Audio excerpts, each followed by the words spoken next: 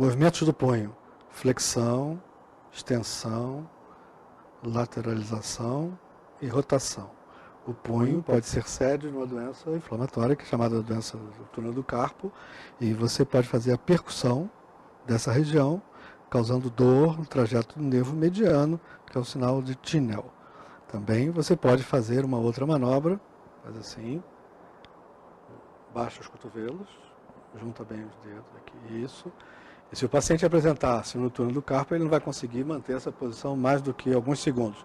Essa posição deverá ser mantida durante pelo menos 1 minuto. Prosseguindo, movimentos da mão, você pode ter a flexão das metacarpos falangianas, das interfalangianas, abdução, adução do polegar e faz a oposição do polegar aos demais dedos, inclusive a oposição do polegar à base do 5º dedo. Né? São os movimentos da mão. Se o paciente apresentar uma sinovite, tendo sinovite de Kervan, pode fazer a manobra de Filkenstein, né? Dobra e faz esse movimento. Né?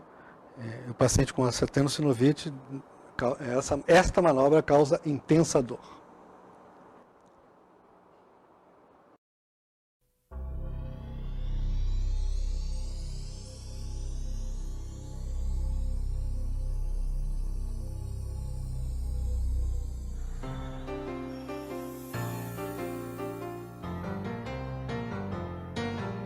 Após a anamnese geral do aparelho locomotor e específica quanto a queixas na região cervical, passa-se ao exame físico propriamente dito na ordem a seguir.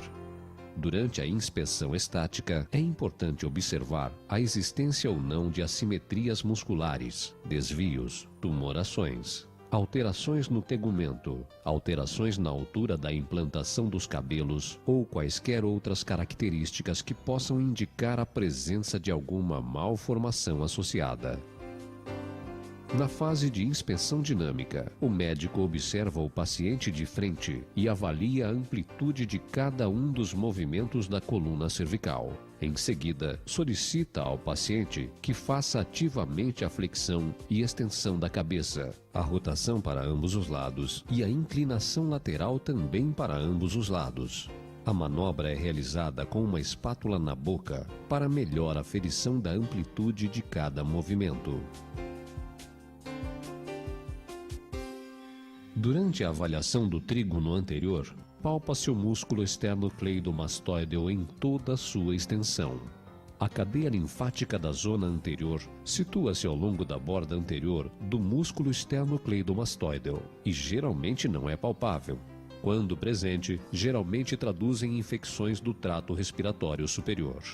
A glândula tireoide, as parótidas e a fossa supraclavicular devem ser palpadas em busca de irregularidades, cistos ou tumorações. Já o pulso carotídeo deve ser palpado e comparado com o outro lado. Na palpação das partes moles, face posterior, o paciente deve estar preferencialmente sentado. Palpar nesta região o músculo trapézio em toda a sua extensão, à procura de locais de dor ou tumoração. Anteriormente a este músculo, encontra-se outra cadeia linfática cervical, a qual se torna palpável em condições patológicas. Na palpação óssea, o paciente deve estar em posição supina para relaxamento da musculatura cervical. Palpa-se estruturas ósseas na região anterior. Nesta região, muitas estruturas são usadas como pontos de referência para a localização das vértebras. Assim pode-se palpar o osso hioide, acima da cartilagem tireoidiana, o qual se opõe ao corpo vertebral de C3. A cartilagem tireoidiana encontra-se no nível de C4. O primeiro anel cricoide está opondo-se a C6. Ainda em C6, pode-se palpar lateralmente ao anel cricoide, importante ponto de referência, que é o tubérculo carotídeo, um tubérculo anterior ao processo transverso de C6, podendo-se palpar adjacente a este o pulso carotídeo. Na região cervical, pode-se palpar superiormente o occipício. Já na linha média posteriormente, encontram-se os processos espinhosos das vértebras cervicais. Os processos espinhosos mais facilmente palpáveis são os de C2 e C7, sendo que os de C1, C3, C4, C5 e C6 estão localizados mais profundamente. Deve-se tentar palpar os mesmos à procura de dor, crepitação ou desalinhamento. O exame neurológico dos membros superiores deve ser parte rotineira da semiologia deste segmento vertebral, visto que várias afecções cervicais se manifestam por dores, irradiadas por compressão de raízes cervicais. O médico fica de frente para o paciente em posição ortostática e testa cada uma das raízes cervicais. Em C5, o médico testa a força dos flexores do cotovelo, a sensibilidade na região lateral do braço e percute o tendão bicipital com um martelo para a avaliação do reflexo.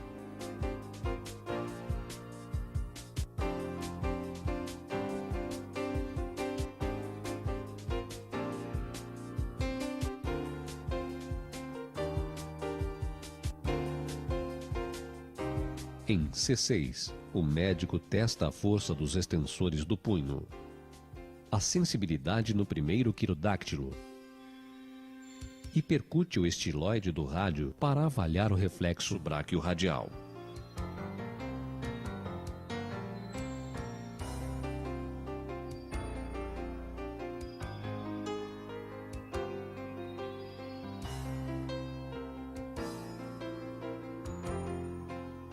Em C7, o médico testa a força dos extensores do cotovelo, a sensibilidade no terceiro quirodáctilo e percute o tendão tricipital para avaliar o reflexo tricipital.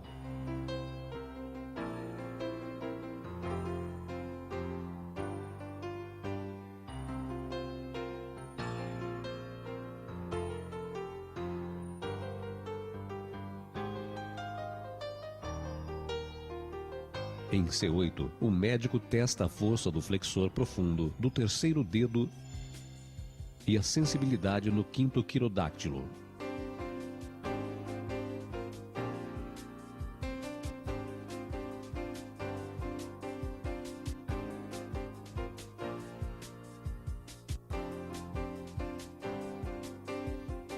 Em T1, o médico testa a força dos abdutores dos dedos e a sensibilidade na face medial do cotovelo.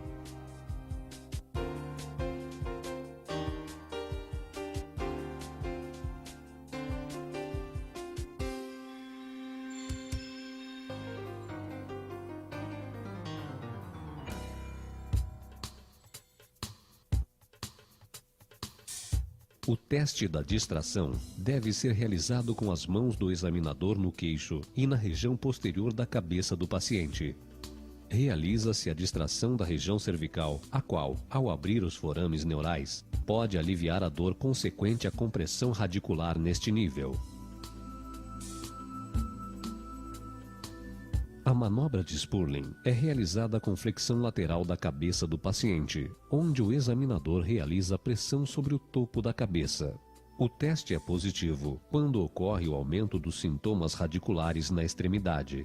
Dores inespecíficas podem ser consequentes de um aumento de pressão das superfícies articulares das vértebras ou devido a espasmos musculares. A pesquisa do sinal de Lermite deve ser realizada fletindo-se a cabeça de encontro ao tórax, podendo-se sensibilizar o teste com a flexão dos quadris. É positivo quando o paciente refere dor ou parestesias, podendo também se queixar de dor irradiada para as extremidades. Essa pesquisa é utilizada para o diagnóstico de irritação meningea, sendo visualizado também na esclerose múltipla. Na manobra de Valsalva, o paciente deve prender a respiração e fazer força como se quisesse evacuar. Com a manobra, ocorre aumento da pressão intratecal, agravando os sintomas de eventuais lesões que comprimam o canal, como tumores e hérnias de discos cervicais. Algumas vezes, dor e dificuldade à deglutição podem ser decorrentes de patologias na região anterior da coluna cervical, como protuberâncias ósseas, osteófitos, intumescências dos tecidos moles devido a hematomas, infecções e tumores. Testa-se a patência das artérias vertebrais com o paciente em posição supina. Deve ser mantido nas seguintes posições por pelo menos 30 segundos. Extensão cervical, rotação para a direita e para a esquerda e rotação para os dois lados, com o pescoço estendido. Rotação para a direita geralmente afeta a artéria vertebral esquerda e vice-versa. Os sintomas de estenose são tonturas, sensação de cabeça vazia e nistagmo. No teste de Addison, deve-se palpar o pulso radial, abduzir e rodar externamente o membro superior do paciente. Em seguida, o paciente deve prender a respiração e mover a cabeça em direção ao membro examinado. Qualquer compressão da artéria será percebida como uma diminuição ou mesmo desaparecimento do pulso. Esse procedimento testa a permeabilidade da artéria subclávia, que pode ser comprimida por costela cervical ou contratura dos músculos escalenos anterior e médio.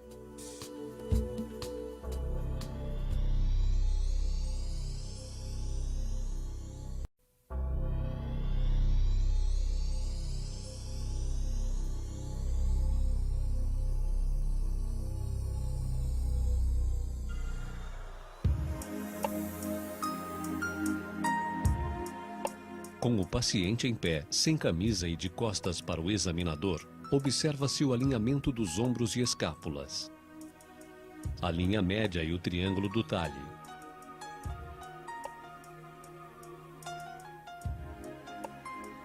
Em seguida, pede-se ao paciente elevar ambos os membros superiores, deixando-os paralelos ao solo. Pode-se, então, observar se as lordoses cervical e lombar estão compensadas pela cifose torácica ou não. Finalmente, o examinador observa a presença dos músculos peitorais, o alinhamento dos mamilos e eventuais deformidades da caixa torácica. Com o paciente em pé e sem camisa, coloca-se um fio de prumo apoiado na 7ª vértebra cervical. Este fio deve acompanhar a linha média até o sulco interglúteo. Caso haja desvio da linha média, este pode ser medido com uma régua entre a apófise espinhosa mais afastada e o fio de prumo. Com o paciente em pé, de costas para o examinador, mede-se a distância entre os processos espinhosos de C7 a T12 com uma fita métrica. Em seguida, o paciente realiza a flexão da coluna e a mensuração é repetida. Num indivíduo normal, a diferença entre as mensurações é de no mínimo 2,5 cm. No teste da inclinação anterior, o paciente realiza a flexão do tronco, deixando o dorso na altura dos olhos do examinador, paralelo ao solo, não mais do que isto. Isto permite evidenciar giba dorsal ou lombar secundária à rotação, que é característica da escoliose. A magnitude desta gibosidade pode ser medida em centímetros, com o auxílio de um goniômetro e uma régua. O goniômetro é apoiado no ápice de giba e nivelado a 0 grau, paralelo ao solo, na altura. Enquanto que do lado oposto, a mesma distância da linha média, mede-se a distância do gradil costal ao goniômetro. A angulação da giba pode ser medida com o uso de um escoliômetro posicionado na linha média na altura da giba e tocando o gradil costal. Com o paciente sentado, o examinador posiciona uma fita métrica ao redor do gradil costal deste, na altura dos mamilos, e solicita uma inspiração forçada. Este deve ter uma amplitude de pelo menos 3 centímetros entre a expiração e a inspiração profunda. Com o paciente em decúbito lateral, realiza-se a rotação da coluna. Nesta avaliação, o examinador fixa a pelve e não toca a maca com uma mão em uma direção, trazendo o ombro oposto na direção contrária.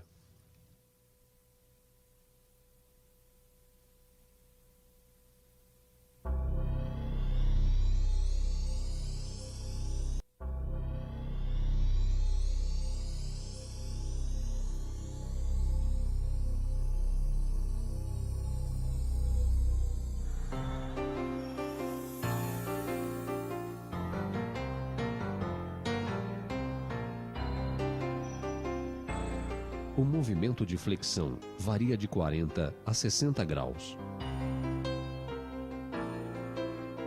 A extensão da coluna lombar varia de 20 a 35 graus. O movimento de inclinação lateral varia de 15 a 20 graus.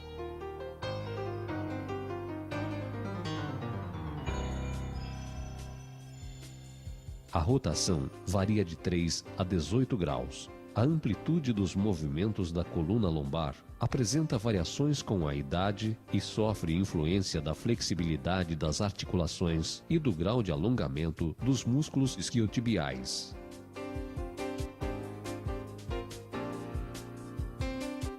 O teste de Schober modificado é utilizado para identificar pacientes que apresentam uma limitação verdadeira da mobilidade da coluna lombar. Com o paciente na posição ortostática, é delimitado um espaço de 15 centímetros, 10 centímetros acima e 5 centímetros abaixo do processo espinhoso de L5.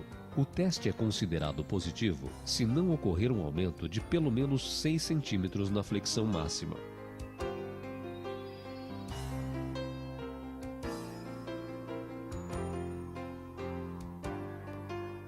No teste de Lazeg, fletimos um joelho e o quadril do paciente em 90 graus e, em seguida, realizamos a extensão progressiva do joelho.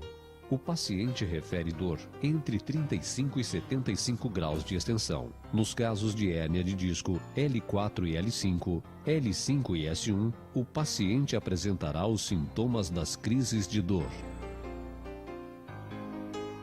O teste de estiramento do nervo femoral é realizado pela flexão passiva do joelho. O aparecimento de dor na região lombar, nádegas ou coxas pode indicar a compressão de raízes de L2 e L3. O teste de Patrick Faberi é realizado com o paciente em decúbito dorsal, joelho e o quadril fletidos, sendo o pé apoiado sobre o joelho contralateral. A pelve é estabilizada com uma das mãos, enquanto a outra exerce pressão sobre o joelho. Quando o teste é positivo, o paciente irá apresentar dor na sacroiliaca, que se está testando. No teste de Hoover, é solicitada a elevação dos membros inferiores com o paciente na posição supina, sustentando-o pelos calcanhares. Normalmente o paciente realiza força para baixo com o membro oposto ao que está elevando. A ausência dessa força para baixo do lado contrário ao da elevação sugere simulação.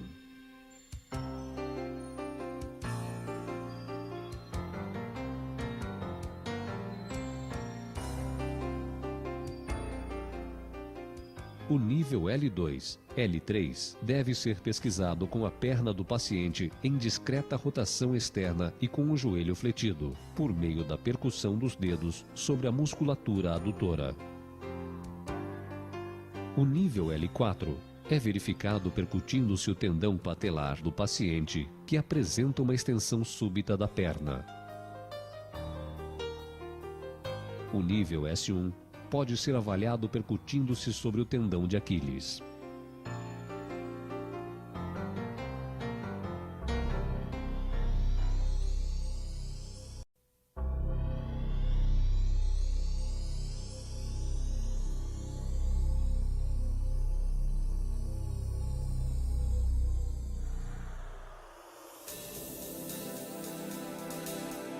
A complexidade da anatomia do ombro e a estreita vizinhança das várias estruturas anatômicas que constituem a região fazem com que o diagnóstico de suas patologias seja às vezes difícil.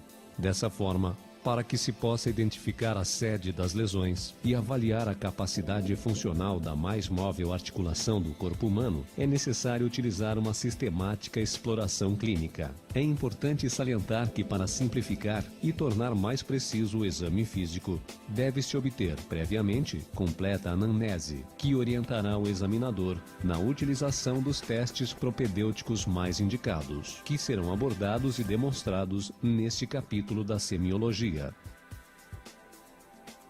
O exame começa com a exposição de todo o tronco, colunas cervical e torácica, e dos dois ombros para melhor visualização de sinais e deformidades da região. O paciente poderá ser examinado em pé ou sentado.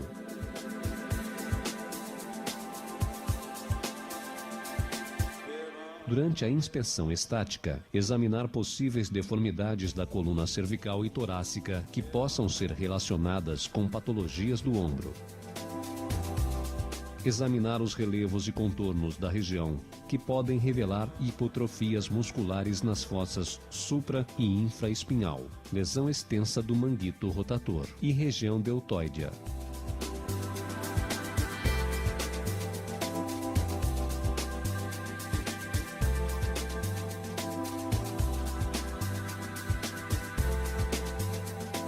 Examinar a simetria, a atitude dos membros, como também sinais de traumatismos. Ombro em cabide pode ser um sinal da dragona na luxação aguda anterior do ombro. As provas funcionais complementam a avaliação da mobilidade articular do ombro e avaliam a capacidade do paciente para realizar as atividades de vida diária, em face ao déficit de movimento que possam apresentar.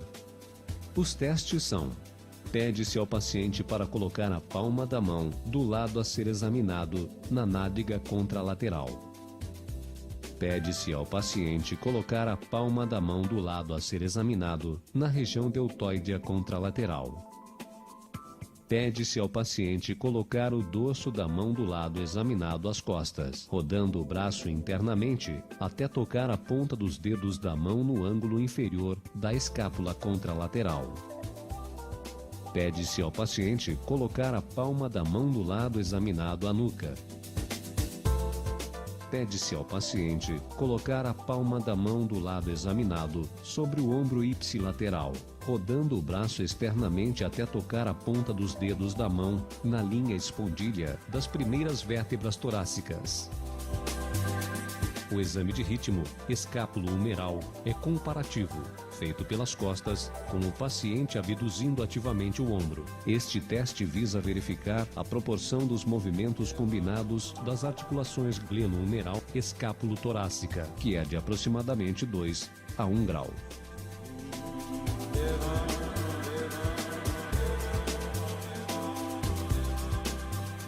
No teste da apreensão anterior, o examinador faz a abdução de 90 graus, a rotação externa e a extensão simultaneamente forçadas do braço do paciente, ao mesmo tempo em que pressiona com o polegar a face posterior da cabeça do húmero. Nos casos de instabilidade anterior, a sensação de luxação iminente provoca temor e apreensão do paciente. O teste também pode ser realizado com o braço em 0 grau de abdução. Nos casos de sensação de apreensão, pode indicar grandes lesões cápsulo-lábio-ligamentares ou fratura da borda anterior da glenoide. Em 45 graus de abdução, nos casos de sensação de apreensão, pode indicar lesão do ligamento gleno-humeral médio. E em 120 graus de abdução, nos casos de sensação de apreensão, pode indicar também instabilidade inferior. No teste da apreensão posterior, o examinador fixa a escápula do paciente com uma de suas mãos espalmadas sobre o ombro. Com a outra, faz a flexão de 90 graus, a rotação interna de 90 graus, a adução horizontal de 30 graus e, ao mesmo tempo, com a mão que está segurando o ombro examinado, pressiona o braço posteriormente. Nos casos de instabilidade posterior, o paciente poderá ter a sensação de apreensão, ou mesmo sentir um ressalto da cabeça do húmero. No teste das gavetas anterior e posterior, o examinador fixa a escápula do paciente com uma de suas mãos espalmadas sobre o ombro e com a outra segura firmemente a cabeça do húmero, a qual procura deslocar tanto anterior como posteriormente. No teste da recolocação, o examinador faz a abdução de 90 graus, a rotação externa e a extensão simultaneamente forçadas do braço do paciente, ao mesmo tempo em que pressiona com uma das mãos a face posterior do braço no sentido anterior. Nos casos de instabilidade anterior, o paciente pode ter a sensação de apreensão, conforme descrito anteriormente, ou dor, sem sensação de apreensão, instabilidade associada à síndrome do impacto. O teste é completado com o examinador pressionando com a mesma mão, mantendo o braço na posição forçada descrita acima, a face anterior do braço no sentido posterior, como se estivesse recolocando a cabeça do húmero de encontro à glenoide. Nesta situação, o paciente refere não apresentar mais a sensação de apreensão ou dor. O teste do sulco é realizado com o paciente em pé ou sentado, com o braço a ser examinado em posição neutra, ao lado do corpo e com o cotovelo em 90 graus. O examinador fixa a escápula com uma das mãos e com a outra segurando o antebraço do paciente, pressiona o braço para baixo. Nos casos de instabilidade inferior ou multidirecional, aparecerá uma depressão, sulco, abaixo do acrômio, demonstrando o deslocamento inferior da cabeça do húmero.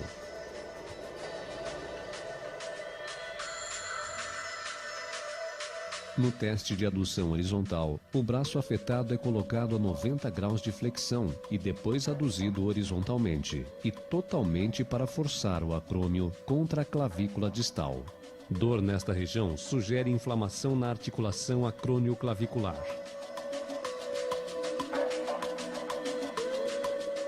No teste de O'Brien, o braço afetado é colocado a 90 graus de flexão e 20 a 30 graus de adução horizontal. O examinador deve posicionar o braço em rotação interna e o antebraço em pronação, para que o polegar aponte para baixo. Solicite que o paciente sustente o braço nessa posição, enquanto o examinador faz uma pressão para baixo. Em seguida, modifique a posição rodando o braço externamente e supinando o antebraço. Repita a pressão para baixo contra a resistência. Dor na primeira manobra, com alívio ou desaparecimento na segunda manobra, é considerado positivo. Se a dor for no topo do ombro, indica patologia na acromioclavicular. Se for profunda, sugere lesão labial.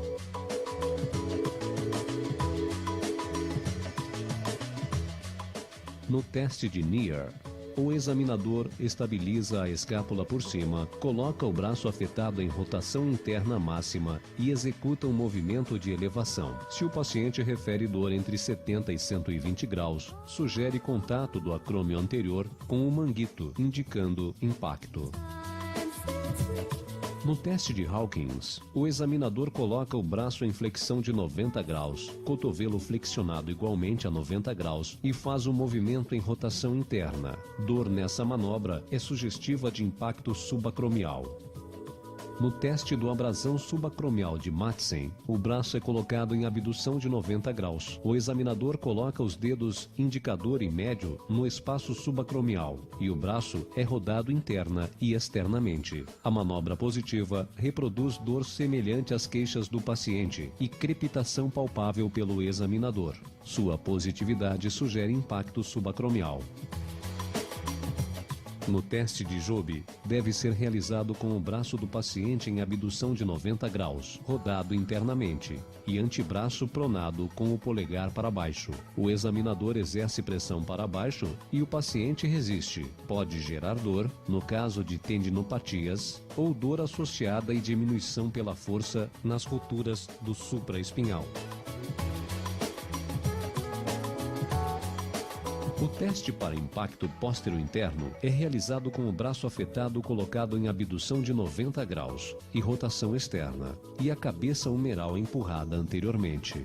Dor localizada na região posterior do ombro sugere pinçamento da porção articular do supraespinhal no rebordo póstero superior da glenoide, caracterizando o impacto póstero-interno do ombro. Na manobra de Speed, o braço afetado é colocado em rotação lateral, cotovelo estendido e supinado. O paciente exerce uma força para cima e o examinador resiste. Dor na projeção da goteira bicipital sugere tenossinovite ou demais alterações da longa porção bicipital.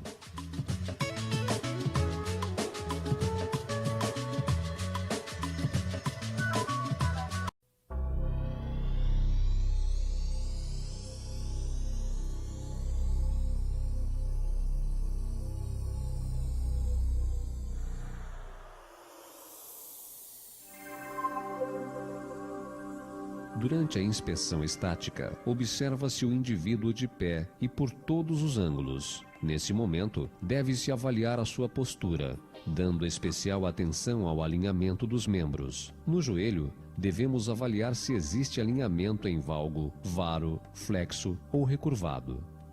A análise da marcha é um dos pontos de maior importância na inspeção dinâmica. Uma das principais alterações a ser observada é o aumento do varismo, também chamado de flambagem, que significa já haver comprometimento dos ligamentos laterais do joelho.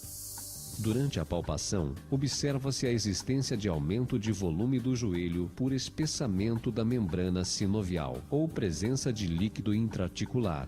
Com uma das mãos, palpa-se a bolsa suprapatelar e com a outra, a região infrapatelar. O líquido existente na articulação desloca-se para debaixo da patela. Com um dos dedos indicadores livres, pressiona-se posteriormente a patela. Quando então sentimos sua flutuação e o seu choque contra a tróclea. São palpadas todas as eminências ósseas do joelho, que são pontos de inserção ligamentar ou tendinosa, à procura de áreas dolorosas. Para verificar a fêmuro-patelar, avalia-se a mobilidade da patela em todas as direções. Com a contração do quadríceps, observa-se o ângulo quadricipital, desde a espinha ilíaca antero-superior até o centro da patela, e desde a tuberosidade anterior da tíbia.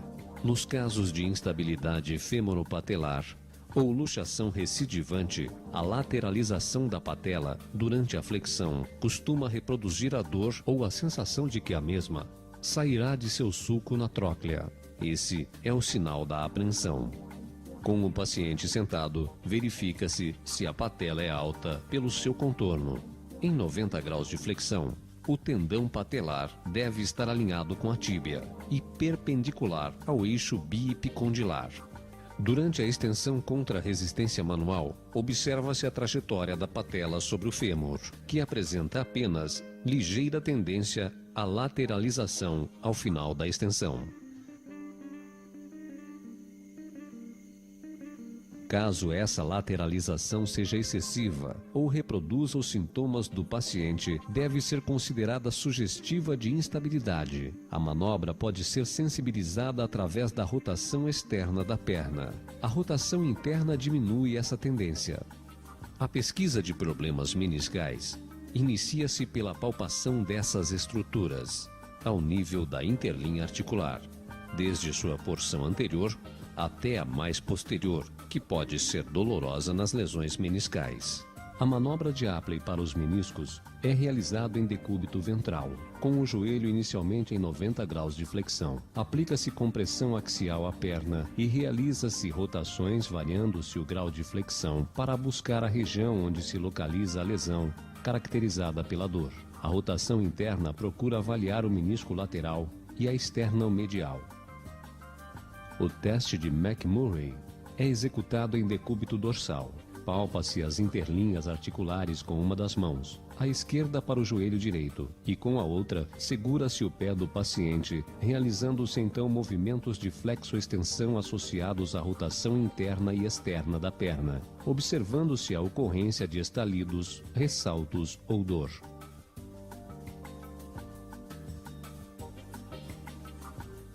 No teste de estresse em adução ao varo, é muito importante que o paciente esteja totalmente relaxado e com o quadril em extensão, para ser pesquisada a hiperextensão 0 e 30 graus de flexão do joelho. Com uma das mãos segurando o pé ou o tornozelo, tendo a outra apoiada na face medial do joelho, aplica-se força em adução na perna e avalia-se a abertura da interlinha articular lateral, que, se positiva, determinará uma deformidade em varo. O teste de estresse em abdução ou valgo é pesquisado em hiperextensão de 0 e 30 graus de flexão do joelho. O examinador, segurando com uma das mãos o pé ou o tornozelo e com a outra apoiada na face lateral do joelho, aplica força de abdução na perna e avalia a abertura da interlinha articular medial, que, se positiva, determinará uma deformidade em valgo.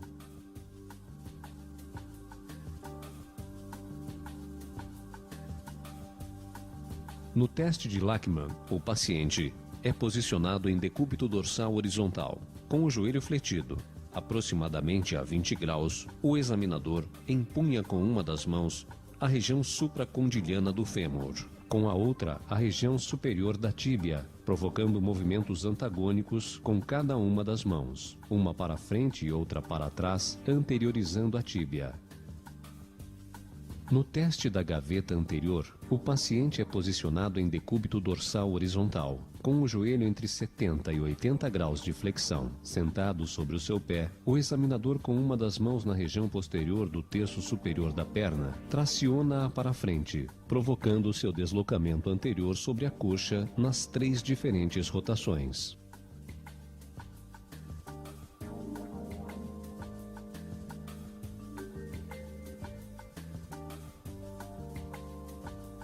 Colocando-se os 2 polegares nas interlinhas articulares sobre as rebordas tibiais, pode-se observar melhor o deslocamento anterior da tíbia nos lados medial e lateral. O jerk test é realizado em decúbito dorsal horizontal, com o membro inferior em 45 graus de flexão do quadril e 90 graus de flexão do joelho. O examinador com uma das mãos segura o pé ou a perna em rotação interna e com a outra pressiona o seu terço superior anteriormente e com um discreto valgo do joelho. Nessa posição, o joelho é estendido lenta e progressivamente quando, ao redor dos 20 graus, nota-se um repentino ressalto articular. No teste do pivô shift, observa-se exatamente o mesmo fenômeno do jerk test, porém, no sentido contrário do movimento da extensão para a flexão.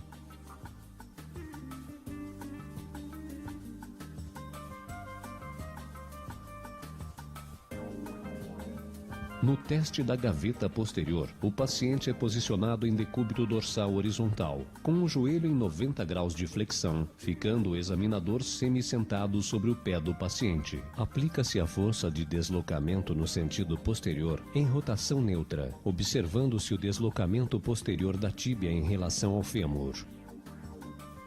Devemos também avaliar a posteriorização passiva da tíbia, com o joelho e o quadril a 90 graus de flexão. Observa-se na vista de perfil a posteriorização da tuberosidade anterior da tíbia, em relação ao lado contralateral, existindo perda do contorno anatômico normal do terço proximal da perna. Com o paciente em decúbito ventral horizontal e os joelhos aproximados, seguramos ambos os pés pela região plantar e realizamos rotação externa máxima. Observamos eventuais assimetrias com o aumento dessa rotação em 30 e ou 90 graus de flexão. Quando ocorre seu aumento apenas a 30 graus, significa que estamos frente a uma lesão do canto posterolateral, sem associação com lesão do ligamento cruzado posterior. Caso ocorra também a 90 graus, a hipótese diagnóstica é de associação dessas lesões.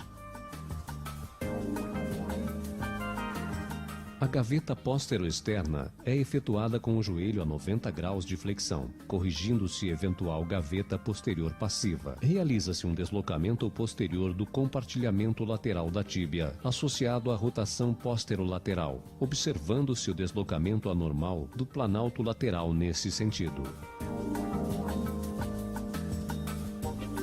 O pivô shift reverso é realizado com o paciente em decúbito dorsal horizontal, apoiando-se seu pé na região inguinal do examinador, com a perna em rotação externa e flexão do joelho. Com a palma da mão na face lateral do joelho, aplica-se ligeira força em valgo e deixa-se o membro estender-se passivamente por ação da gravidade. Próximo da extensão, nota-se um ressalto lateral, que corresponde à redução da subluxação posterolateral.